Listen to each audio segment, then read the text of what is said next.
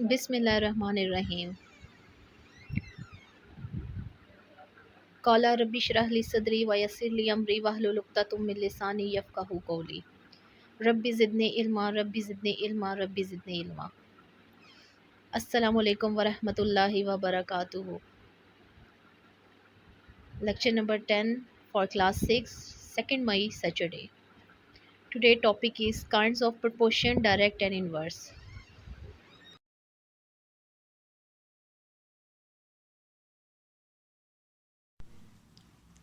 Student, this is your previous mental math solution. Question number 1, how many 5s make 25? Answer, 5 makes 25. And question number 2 is, which of these numbers are even? इनमें से कौन से numbers हैं जो even हैं? 176 is even number and 130 is even number. SLOs, student, after learning this, you will be able to know about the proportion. You know about the kinds of proportion, which is direct and inverse proportion. And third, you know about A. For example, A is the first proportional, B is the second proportional, C is the third proportional, and 4 जो 4 है आपके पास, D is the fourth proportional.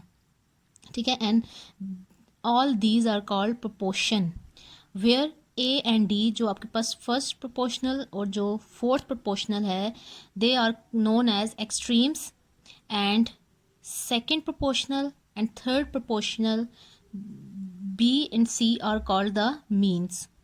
And student, after learning this, you solve real life problems involving direct and inverse proportion. Student, today you learn about the kinds of proportion. Number 1 is direct proportion. अब direct proportion क्या है? Direct proportion is the relation is which one quantity increases or decreases in the same proportion by increasing or decreasing the other quantity. कि आपके पास अगर एक quantity increase होती है तो आपके पास दूसरी तरफ जो दूसरी आपके पास जो दी जाएगी प्रपोर्शन, वो आपके पास क्या होगा? इंक्रीज़ होगा.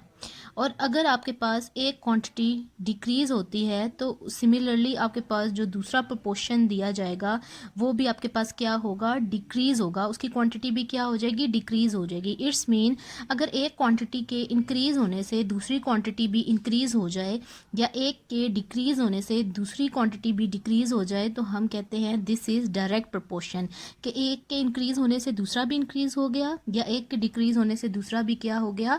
डिक्रीज़ हो गया. अब फॉर एग्जांपल क्वांटिटी और प्राइस है. अगर आपके पास क्वांटिटी इंक्रीज़ होगी तो आपके पास उसके क्या होंगे? प्राइस भी ज़्यादा होंगे. जैसे आप इसके डाटा को ना देखें, आप सिर्फ चेक करें क्वांटिटी और प्राइस है ना. मतलब अगर मैं किसी चीज़ की क्वांटिटी ज़्यादा कर देती हूँ, उसकी मिकदार ज़्यादा कर देती हूँ, तो उसकी क्या हो जाएगी? प्राइस भी ज़्यादा हो जाएगी. अगर फॉर एग्जांपल आप एक चीज़ ख़रीदते हैं तो वो कम प्राइस में आपको मिलेगी, और अगर आप उसी में दो ख़रीद लेते हैं तो उसकी प्राइस भी क्या हो जाएगी? ज़्यादा हो जाएगी. तो एक चीज़ के इंक्रीज़ होने से दूसरी चीज़ भी क्या होगी? इंक्रीज़ हो गई. तो इस मेथड को कहा जाता है डायरेक्ट प्रपोर्शन, कि एक के इंक्रीज़ होने से दूसरा भी इंक्रीज़ हो जाना या एक के डिक्रीज़ होने से दूसरा भी डिक्रीज़ हो जाना. So that price is increases in the same proportion as the quantity is increasing, कि प्राइस इंक्रीज़ हुए तो आपके पास क्वांटिटी भी क्या होगी? इंक्रीज़ हो गई. अब आपके पास है second kind, inverse proportion. Inverse proportion is a relation in which one quantity increases by decreasing the other quantity and same quantity decreases by increasing the other quantity. इसमें क्या है कि आपके पास अगर एक क्वांटिटी इंक्रीज होती है तो दूसरी क्वांटिटी आपके पास क्या होगी? डिक्रीज होगी. मतलब एक के बढ़ने से दूसरा क्या होगा? डिक्रीज होगा. फॉर एग्जाम्पल आपके पास एक क्वांटिटी इंक्रीज होगी, उसी के सिमिलरली जो सेम क्वांटिटी है वो आपकी क्या हो जाएगी? डिक्रीज़ हो जाएगी. जिस तरह से मैंने आपके एग्जांपल दी स्पीड और टाइम की.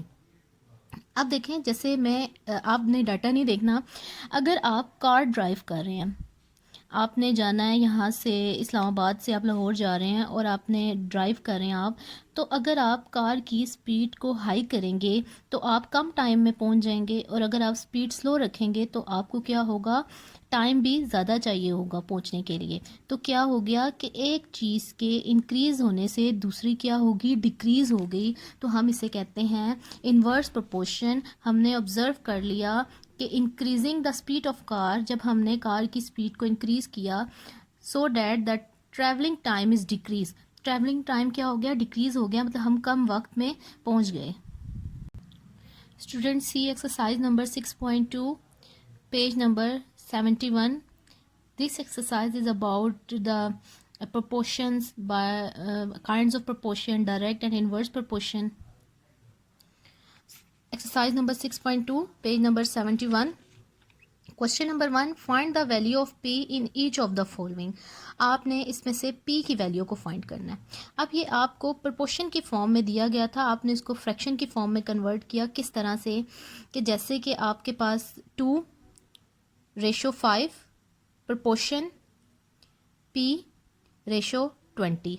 तो इसको लिख, इस मतलब इससे पहले ये स्टेप है और इसके बाद ये स्टेप है, लेकिन आपको ना डायरेक्ट ये वाला स्टेप दिया गया, आपने इसी को सॉल्व करना है। तो हम इसको लिखते हैं 2 फिर 5 फिर p और फिर 20, और ये जो प्रोपोर्शन है ये साइन चेंज हो जाता है इक्वालिटी में।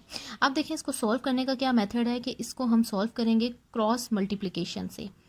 ये आपने क्रॉस मल्टीप्लिकेशन कर ली। अब आप देखें 2 × 20 फिर p × 5। अब 22 से मल्टीप्लाई हुआ, आपके पास क्या आ गया 40। p 5 से मल्टीप्लाई नहीं हो सकता, तो क्या आ गया 5p।